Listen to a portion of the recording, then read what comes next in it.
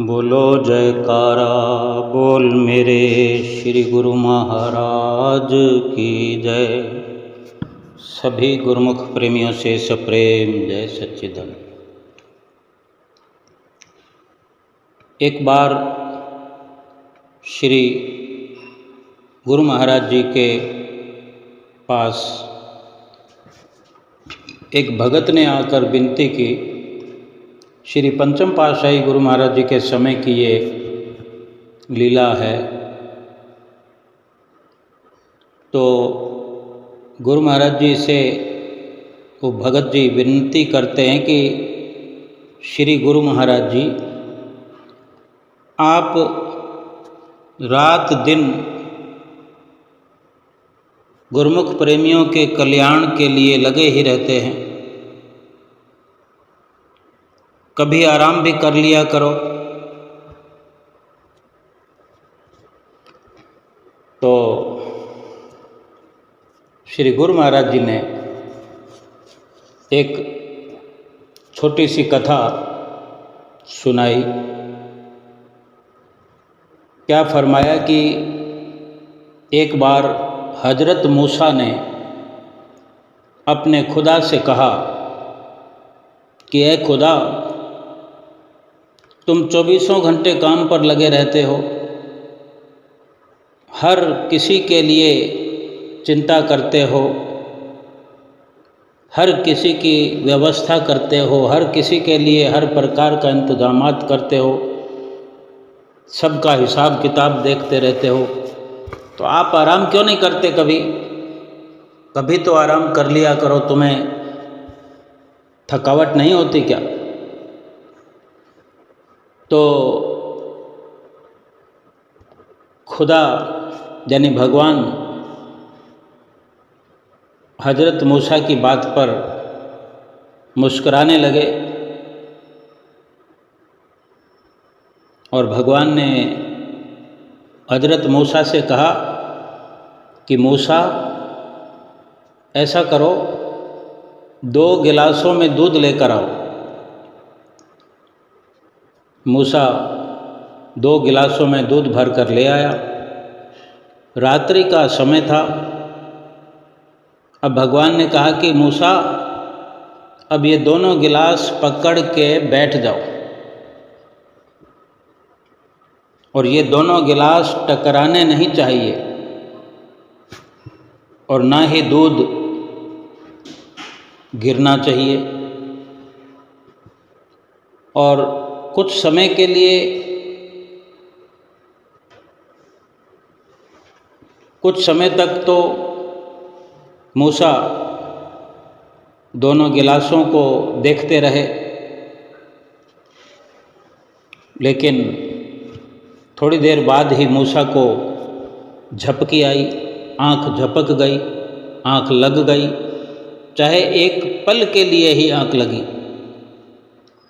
एक पल में तो, एक सेकंड में ही, एक सेकंड ही अगर केवल 2 गिलास बस टकरा जाए या थोड़ा सा हाथ हिल जाए तो भी दूध तो गिरना ही था। तो जैसे झपकी आई तो गिलास टकरे और दोनों नीचे गिर गए और सारा दूध भी बिखर गया। तो भगवान जो है हंसने लगे। खुदा हंसने लगे और मूसा ने खुदा से, भगवान से गलती के लिए माफ़ी मांगी। तो भगवान ने कहा कि मूसा, इसमें तुम्हारी कोई गलती नहीं है, तुम्हारी कोई गलती नहीं है, ये केवल तुम्हारे प्रश्न का उत्तर है जो तुमने हमसे कहा कि आप आराम क्यों नहीं करते। जैसे तुम्हें एक झपकी आने पर ये गिलास आपस में टकरा गए और दूध नीचे गिर गया, ठीक इसी प्रकार अगर हमको भी आँख लग जाए, भगवान ने कहा कि अगर हमको भी केवल झपकी मात्र लग जाए, केवल आंख झपक भी जाए, तो जानते हो क्या होगा? ये आसमान और धरती आपस में टकरा जाएंगे।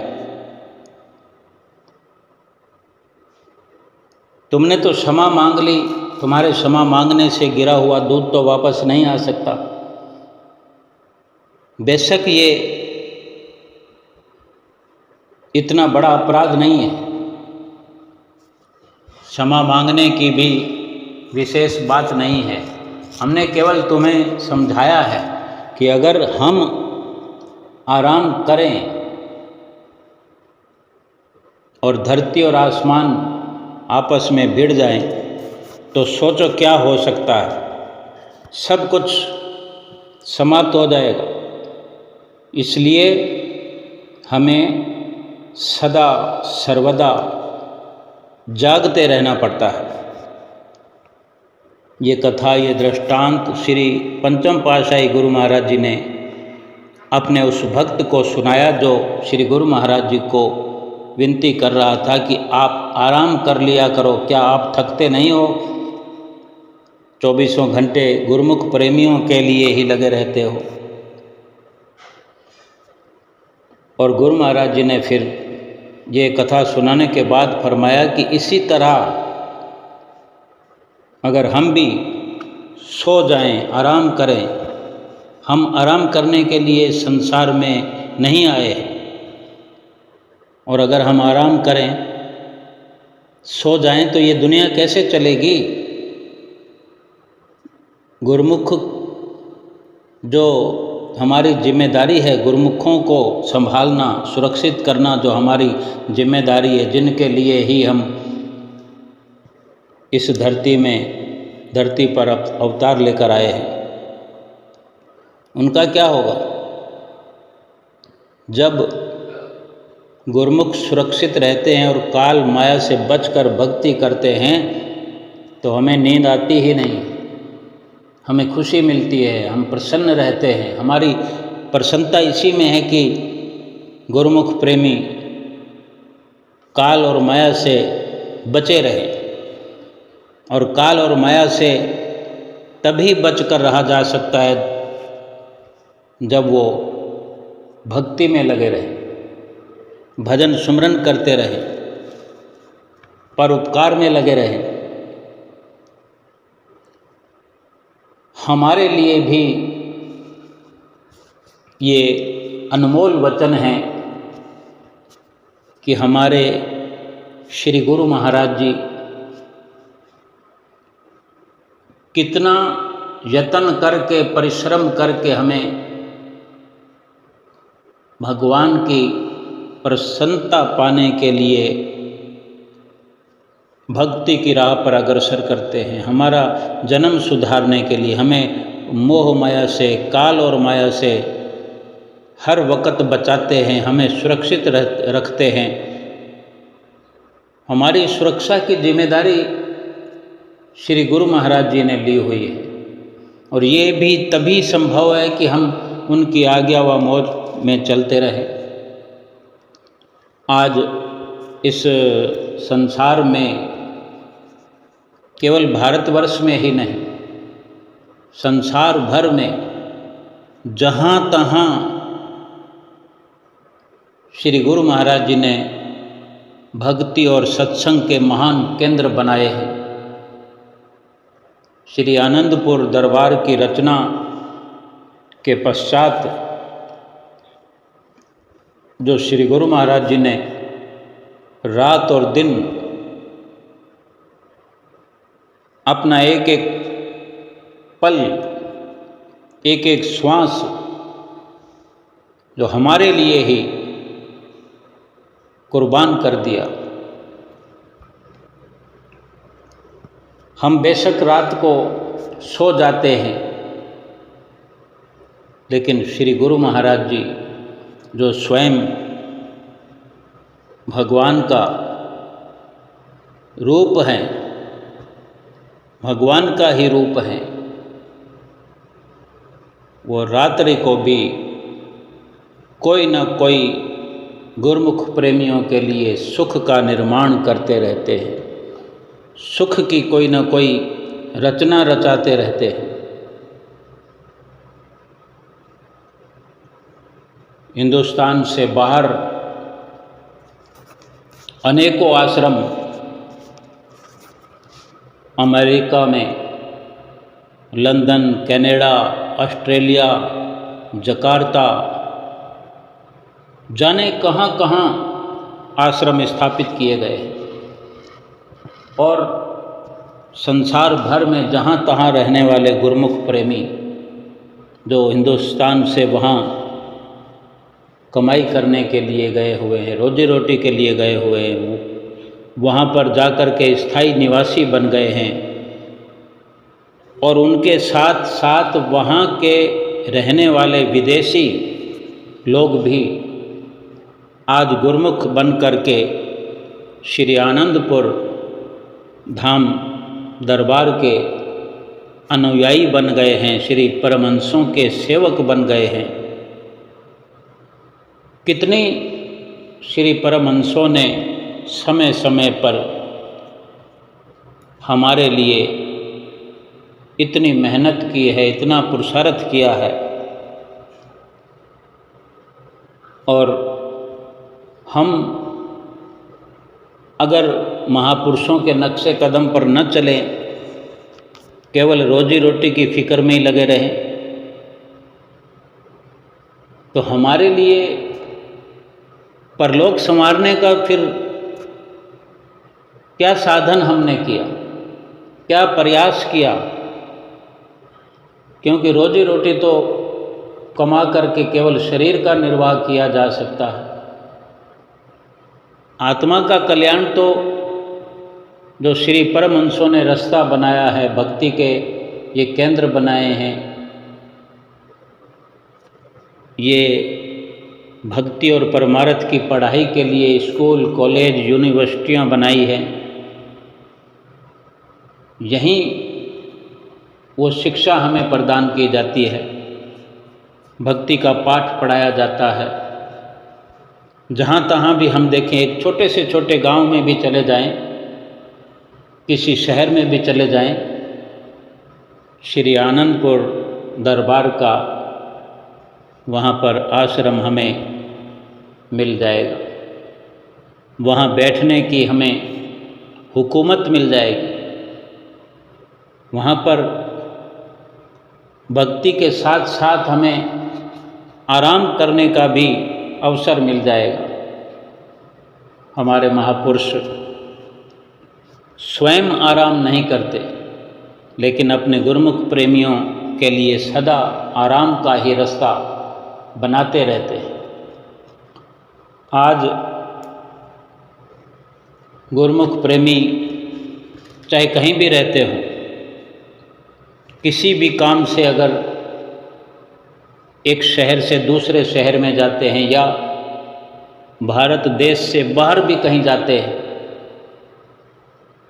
तो उन्हें बड़ी सुविधा हो जाती है श्री गुरु महाराज जी के बनाए हुए आश्रम को देख करके। वहाँ कुछ शरण मिल जाती है, कुछ वहाँ पर पहुँच करके श्री परमहंसों के मात्र दर्शन करने से ही, वहाँ पर रह रहे संत महात्माओं से मिलकर ही कितनी सुख सुविधा प्राप्त हो जाती है, कितनी खुशी मिल जाती है। और ऐसा अक्सर गुरमुख प्रेमियों के जीवन में होता रहा है, हो रहा है और होता रहेगा। गुरमुख प्रेमियों के बच्चे अगर देश के देश में भी, कोई दिल्ली से बेंगलोर चला जाए, कोई दिल्ली से कलकत्ता चला जाए, दिल्ली से बम्बई चला जाए, दिल्ली से कहीं पंजाब में चला जाए, या पंजाब से चलकर कोई दिल्ली में आए, गुड़गांव में आए, कहीं भी पढ़ाई करने जाए या जॉब करने के जाए, जॉब के लिए जाए, तो वो वहीं के होकर के रह जाते हैं। तो एक शहर से दूसरे शहर में कौन किसी को जानने वाला है, पहचानने वाला है, कौन समझने वाला है? लेकिन श्री आनंदपुर सत्संग आश्रम जहाँ बने हैं वहाँ गुरुमुख प्रेमी पहले ही एड्रेस पता लेकर के जाते हैं, और कहीं अचानक से भी जाना पड़े तो वहाँ पर पूछताछ करके पता कर लेते हैं और वहाँ पहुँचते हैं, महात्मा जी से मिलते हैं, बाई जी से मिलते हैं। अगर वहीं आसपास उनको कोई रहन सहन मिल जाता है, पीजी मिल जाता है, कोई कमरा मिल जाता है, मकान मिल जाता है, सुबह शाम की आरती की सुविधा हो जाती है, रविवार के रविवार वहाँ पर पहुँच करके एक सत्संग को अटेंड करने की सुविधा हो जाती है। कभी लंगर है, कभी भंडारा है, कितने पर्व एक वर्ष के अंदर हुआ करते हैं, उनमें शामिल होने का उनको अवसर मिलता है। एक अपना कोई हितैषी है ऐसा उनको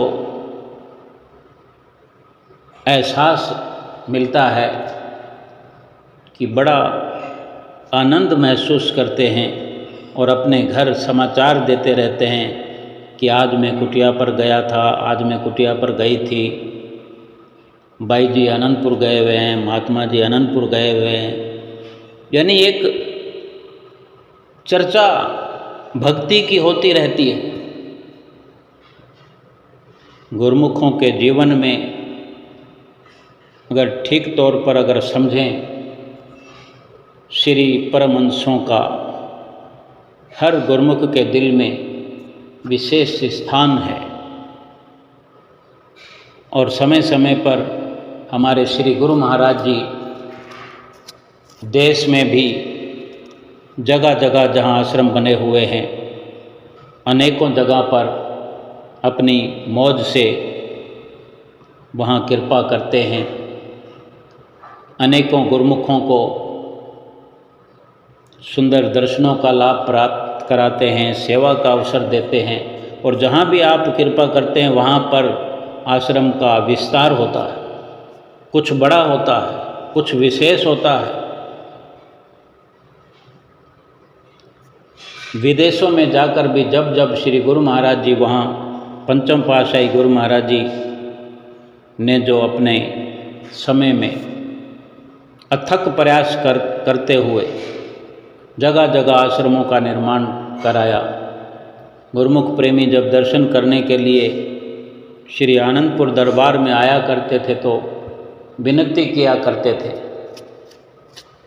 तब श्री गुरु महाराज जी उनकी विनती सुनकर उन्हें हौसला दिया करते थे कि वक्त आएगा।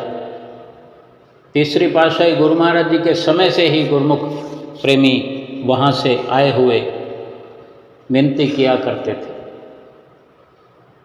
तब श्री गुरु महाराज जी तीसरी पातशाही जी उनसे वचन फरमाया करते थे कि एक वक्त आएगा जब आपकी ये मनोकामना पूर्ण होगी।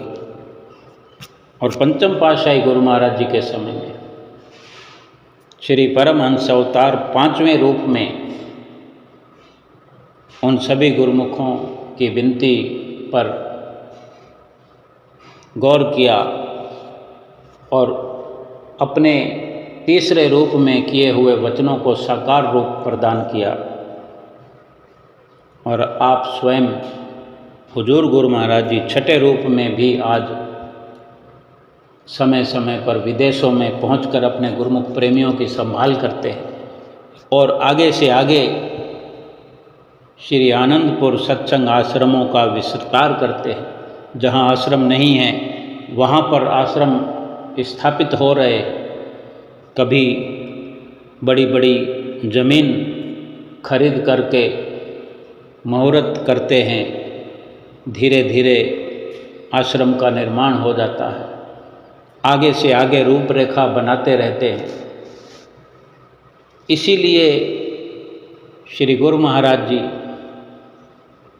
आराम नहीं करते, बल्कि गुरुमुख प्रेमियों के लिए भक्ति और प्रेम की कोई नई रूपरेखा बनाते रहते हैं।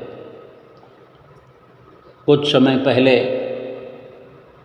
आदरणीय प्रेमी महात्मा जी भी श्री गुरु महाराज जी की आज्ञा व मौज से कुछ 10 दिन के लिए लगभग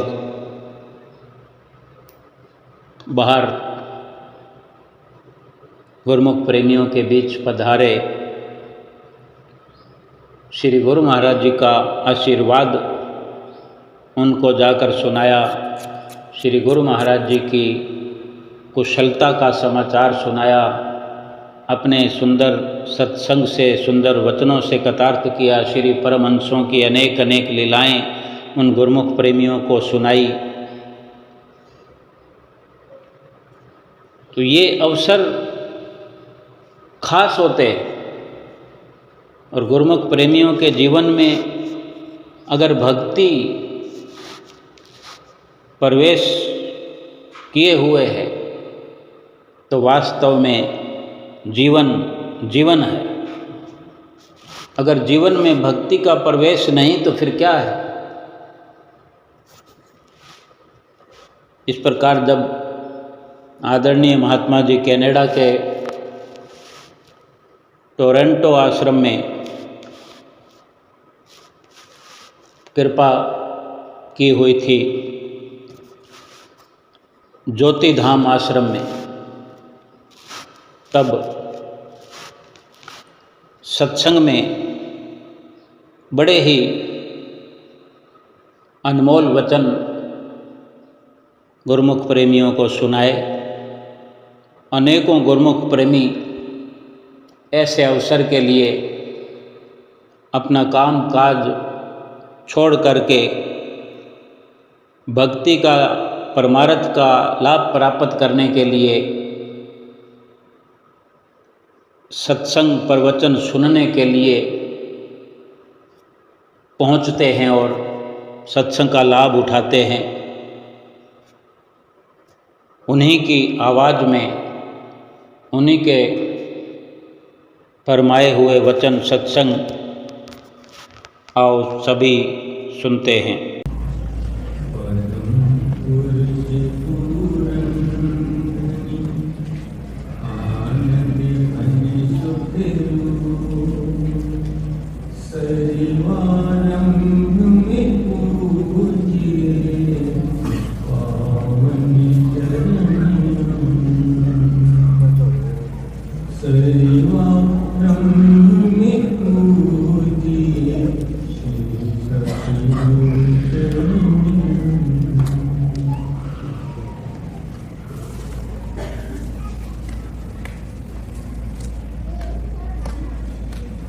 सम्मुख सुशोभित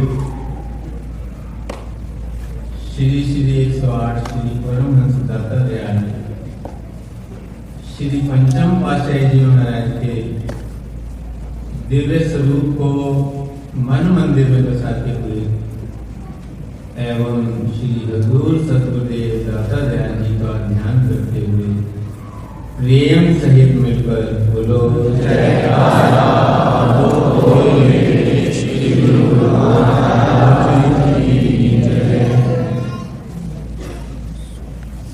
आप सब कनाडा निवासी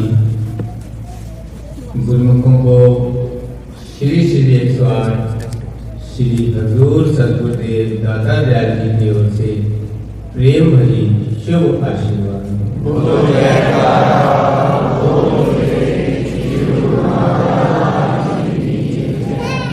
आप सबके प्रेम, श्रद्धा, विश्वास और भक्ति पर श्री सद्गुरुदेव दाता दयाल जी बहुत बहुत प्रसन्न हैं।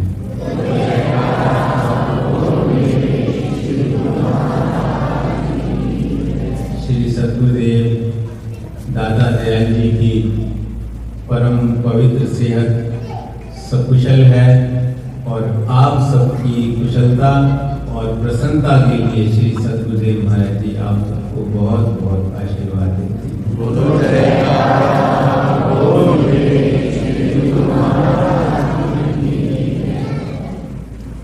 जिस प्रकार गुरुमुखों के हृदय में ये अभिलाषा रहती है कि हमारे इष्ट देव सद्गुरु सदा खुश रहें, प्रसन्न रहें, उनकी वो आयु सेहत सदा सकुशल रहे। और इसी प्रकार महापुरुष भी यही चाहते हैं कि हमारे जो प्रेमी हैं, सेवक हैं, गुरुमुख हैं, वो जहाँ भी रहें खुश रहें, प्रसन्न रहें और कुशल रहें। इसीलिए ही महापुरुष सतत प्रयत्नशील रहते हैं। जिस प्रकार लिखा भी है कि लगे रहते हैं काम में रोज शब हो, नहीं लेते दम एक दम बेसबब हो। नलू जेठ की जी छुड़ाती है उनका, न ठिर माघ की दम तोड़ाती है उनका। कमाती हैं वो और खाती है दुनिया, थकते हैं वो चैन पाती है। महापुरुष सदैव इसीलिए प्रयत्नशील रहते हैं और दिन रात प्रयत्नशील रहते हैं कि उनके जो गुरु हैं, जो संस्कारी आत्माएं हैं, वो सदा आनंद से परिपूर्ण रहे। आज जब टोरंटो की ओर आ रहा था तो पुरानी यादें ताज़ा हो गई कि किस प्रकार श्री महाप्रभु ने कनाडा निवासी, विशेषकर टोरंटो निवासी गुरुमुखों पर अपना अतुलनीय प्यार बरसाया और अपने तन पर कष्ट सहकर भी गुरुमुखों को खुशियां प्रदान की, गुरुमुखों को नाम और भक्ति की अनमोल दात प्रदान की। आप में से जो कोई पुराने गुरुमुख होंगे उन्हें याद होगा कि किस प्रकार श्री सद्गुरुदेव महाराज जी घर घर जाकर के गुरुमुखों को नाम और भक्ति की अनमोल दात प्रदान करते थे, खुशियां प्रदान करते थे। ना दिन के भोग का पता होता, ना रात के भोग का पता होता। पूरा दिन श्री सद्गुरुदेव दाता दयाल जी एक घर से दूसरे घर, एक घर से दूसरे घर से बढ़ते थे। और पहले तो जब स्थान नहीं था तो एक स्कारबोरो में हॉल लेकर के सत्संग हुआ करता। तो एक दिन जब श्री सद्गुरुदेव महाराज जी श्री दर्शन देने के लिए अपनी कार से उतरे तो एक प्रेमी ने श्री चरणों में विनय की, श्री गुरु महाराज जी आपके पावन दर्शन अलौकिक हैं और आपके जो वचन हैं वो ऐसे लगता है जैसे देव वाणी अंतर मन तक उतर जाती है। जितने भी संत महात्मा यहाँ आते हैं तो वो टीवी पर प्रोग्राम देखते हैं और उससे जो जहाँ बैठा होता है घर बैठे वो लाभ प्राप्त करते हैं। तो मेरी इच्छा है, उसने पंजाबी में बात की थी, तो गुरु महाराज जी उसी भी टीवी देख कर ना पाओ। श्री गुरु महाराज जी मुस्कुराने लगे। गुरु महाराज जी ने फरमाया कि असी टीवी ते करना नहीं पाते, असी गुरुमुखा ने दिलों ते करना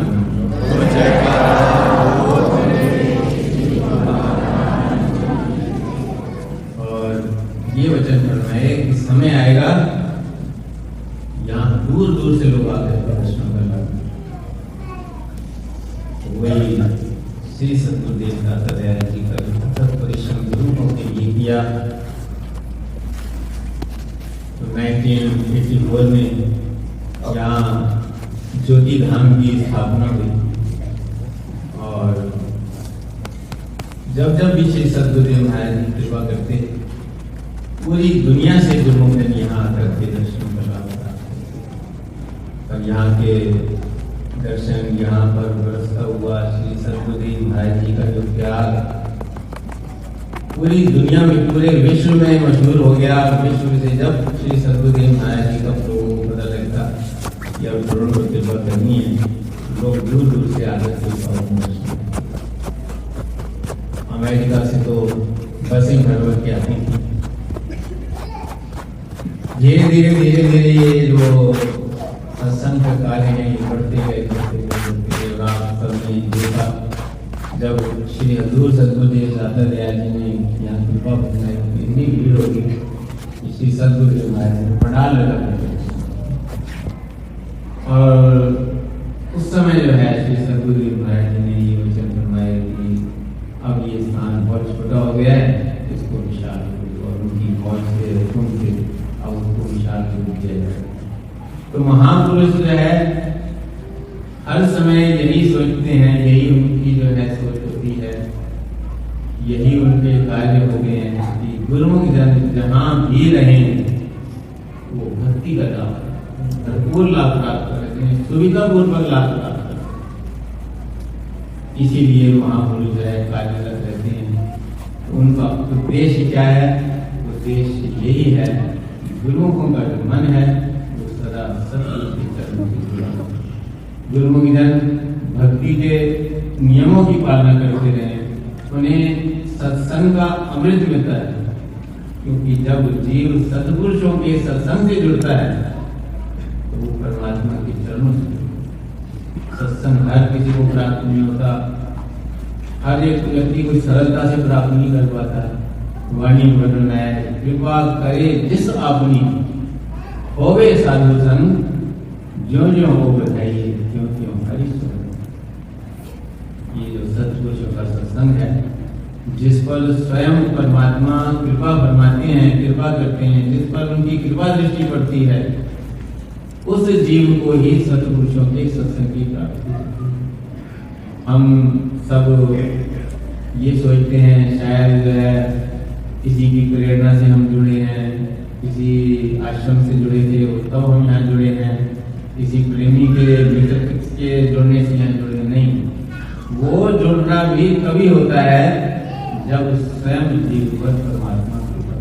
ये बात श्री सतगुरुदेव दाता दयाल श्री पंचम पातशाही जी महाराज ने ये फरमाए थे कि जिस पर जो है जाके मस्तक कर्म प्रभु पाए, साध शरण नानक प्रिय आए, वही सत्पुरुषों के सत्संग में आता है। जिसके मस्तक पर स्वयं परमात्मा लेख लिखते हैं, तो श्री सतगुरुदेव महाराज ने फरमाया कि आप सब जो श्री अनंत दरबार में आए हैं ऐसे नहीं आए, आपके मस्तक पर स्वयं श्री परम दयाल जी ने लेख लिखा है, तब आप यहाँ तक पहुंचे।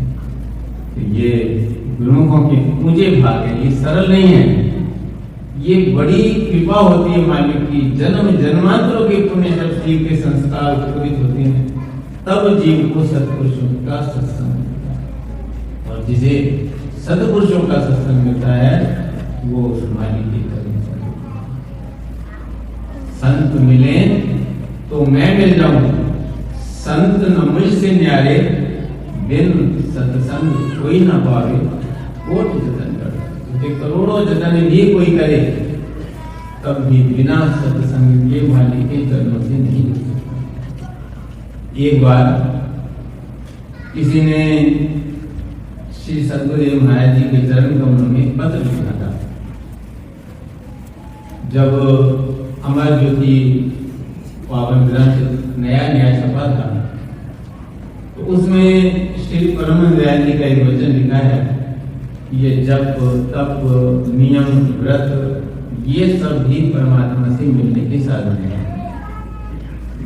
तो उसने लिखा कि आपने तो कांच फांस और हीरे मोती सब एक कर दिए हैं। तो श्री गुरु महाराज जी ने ये वचन फरमाया कि इसको ये पत्र में लिखो, ये जप तप व्रत नियम जब करता है जीव, वही संतों की सत्संगत में पहुंचता है। बिना इसके बिना पुण्य संस्कारों के सत्पुरुषों के सत्संग तक भी नहीं पहुंचता। इसलिए वो भी सीढ़ी है, जैसे कोई मंजिल और पहुंचता है तो पहली सीढ़ी तो पड़ता है, पहली सीढ़ी चलेगा, फिर दूसरी चलेगा, फिर तीसरी चलेगा, फिर चौथी चलेगा, फिर पांचवी चलेगा, तब वो 100वीं सीढ़ी तक पहुंचता है। तो ऐसे ही ये जो जितने भी लोग कर रहे हैं, जप कर रहे हैं, तप कर रहे हैं, व्रत कर रहे हैं, नियम कर रहे हैं, वो गलत नहीं है, वो भी इसी कोशिश में लगे हुए हैं। श्री संत नगर में श्री सतगुरुदेव महाराज ने फरमाया कि आप सब जो पहुंचे हो तो ऐसे नहीं पहुंचे, ये सब सीढ़ियां चढ़ करके आप जो है अपने 99वीं सीढ़ी पर पहुंचे जब श्री आनंदपुर दरबार में पहुंचे।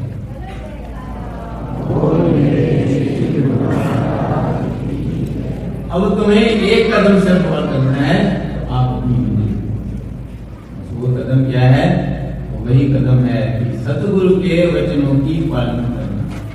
जो रास्ता महापुरुषों ने दिखलाया है, इतना सरल रास्ता दिखलाया है, क्योंकि जो कठिन साधनाएं हैं वो सब कर चुके हैं। करने के बाद जैसे अब पहली में बच्चा और तरीके से पढ़ता है, फिर दूसरी में और तरीके से पढ़ता है, तीसरी में और तरीके से पढ़ता है, और जब जो है ऊंची पढ़ाइयों में पहुंच जाते हैं, ऊंची क्लासों में, तो वो जो पढ़ाई है वो ऐसी लगती है जैसे जो भी पढ़ाई।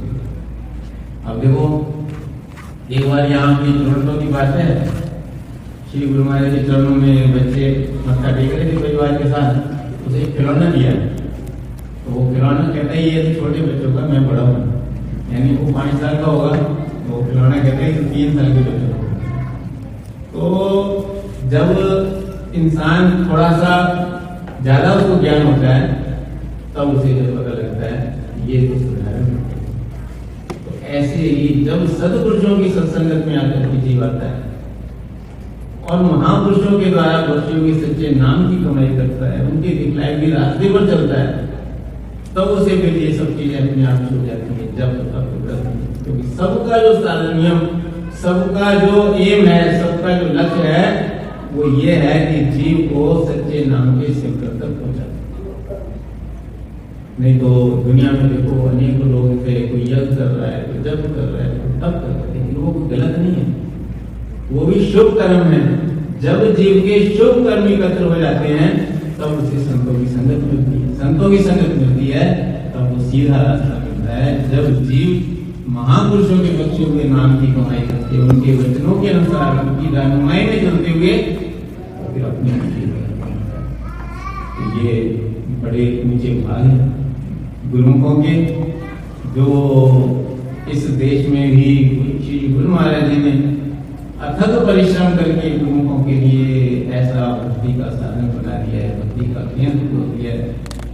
और उसको और भी विशाल रूप में क्योंकि संगत बढ़ गई है, जैसे परिवार बढ़ता है तो माता पिता जो है घर बड़ा बनाते हैं ताकि जो है सब लोग आराम से रह सकें। ऐसे ही क्योंकि गुरुमुखों की संगत जो है यहाँ पर बहुत बढ़ गई है, श्री गुरु महाराज ने भी विशाल। अब गुरुमुखों का कर्तव्य जैसे महापुरुष अथक परिश्रम कर रहे हैं हमारे लिए, इतनी हर तरह से जो है उनका यही प्रयत्न है कि गुरुमुख जन यहाँ आकर के नाम की कमाई कर सके, भक्ति की कमाई कर सके, सत्संग श्रवण करें, सत्संग की अमृत धारा का जो है आनंद प्राप्त कर सके। गुरुमुखों का कर्म कर्तव्य है। जैसे महापुरुष इतना यत्न कर रहे हैं, इतना पुरुषार्थ कर रहे हैं हम सब के लिए, तो हम भी उनके वचनों के अनुसार सत्संगत से जुड़े रहें, भक्ति के नियमों की पालना करें, सच्चे नाम की कमाई करें। सत्संग की महिमा के लिए तो संतों ने इतने तक कहा है कि संगत साईं लोका दी, संगत साईं लोका दी तू नाल शौक दे लगी, हृदय चोटी पैर बनाकर बल बना। उन्होंने जो है ये तब बताया, आदमी सोचता है ना मेरे पास साधन नहीं है, मैं कैसे जाऊंगा, आज बारिश है, आज गर्मी है, बर्फ पड़ रही है, तो छोड़ देता है। तो वो कहते हैं कि साधन ना भी हो तो सिर के बल भी अगर जाना पड़े ना, तब भी इंसान को सत्संग का इतना लाभ जीव होता है। इतनी महंगाई है कि सिर की चोटी पैर में, सिर के बल भी अगर जाना पड़े तो आदमी को सत्संग जा भी सत्संग बताओ, सत्संग को नहीं, क्योंकि सत्संग से ही सत का संग, सत वस्तु वहीं पर मिलती है, सत का संग होता है। बाकी तो सारा संसार दुनिया के जितने भी हम पदार्थ इकट्ठे करते हैं, जितना भी धन कमाते हैं, जितना भी मान सम्मान दुनिया में अर्जित करते हैं, लेकिन अंत में तो कोई चीज नहीं, इसी के भी नहीं गई तो हमारे भी नहीं गई, इसमें कोई शक नहीं है। शरीर धारण किया है तो महापुरुष फरमाते हैं कि शरीर के लिए भी कार्य करना। जैसे भगवान ने हमें ब्रेन भी दिया है और हार्ट भी दिया है, दिल भी दिया है। तो जो हमें ब्रेन दिया है वो इसलिए कि हम दुनिया के काम अच्छे से कर सकें, अपना जीवन अच्छे से गुजार सकें, और जो हार्ट दिया है, दिल दिया है हमें, वो दिया है प्रभु के चरण कमलों से। तो उसे जो है हमें भगवान के चरणों में लगाना है। तो लगाएगा कैसे लगेगा? जब हम महापुरुषों के सत्संग में होंगे, प्रभु के चरणों के प्रेम के द्वारा जुड़ेगा, सच्चे नाम के द्वारा जुड़ेगा, भक्ति के नियमों के द्वारा जुड़ेगा। इसीलिए महापुरुषों ने हम जीवों के लिए भक्ति के सरल नियम बनाए। श्री आरती, पूजा, सत्संग, सेवा, सुमिरन और ज्ञान श्रद्धा सहित जो करे निश्चय, ये उनका आशीर्वाद है कि श्रद्धा से जो भी पालन करेगा उसका जो है कल्याण है, यहाँ भी सुख रहेगा, आगे भी सुख। और भजन 2 घंटे श्री हजूर सतगुरुदेव महाराज जी फरमाते हैं, ये श्री परमहंस दयाल जी के वचन है कि जो भी गुरु है, जिन्होंने भी नाम लिया है, वो 2 घंटे भले 1 बार में करें, 2 बार में करें, 3 बार में करें, 4 बार में, लेकिन भजन अभ्यास में कोई भी ना करें। तो महापुरुषों का जो जीव पालन करता है उनकी आज्ञा का, जो उनके वचन का पालन करता है, कहते जिसका गृह तिस दिया ताला, कुंजी गुरु से पाई, अनेक पाव करे नहीं पावे बिन सतगुरु से। जो सतगुरु के वचन है, यही कुंजी है अंतर के आनंद को पाने की, यही कुंजी है अपनी आत्मा को परमात्मा से एकाकार करने। जिसने भी सतगुरु के वचन का पालन किया कुछ कर। एक सेठ था, तो वो एक बार एक उसका मित्र उसको बार बार कहता था, भाई तू भी कभी सत्संग में चला कर, कभी सत्संग में चला। बहुत बार कहने से जो है एक बार वो संतों के सत्संग में पहुंचा। जब सत्संग समाप्ति हुई तो सबने मत्था टेका। तो जब उसकी बारी आई तो जो संत विराजमान थे वहाँ, उन्होंने कहा कि तुम पहली बार आए हो?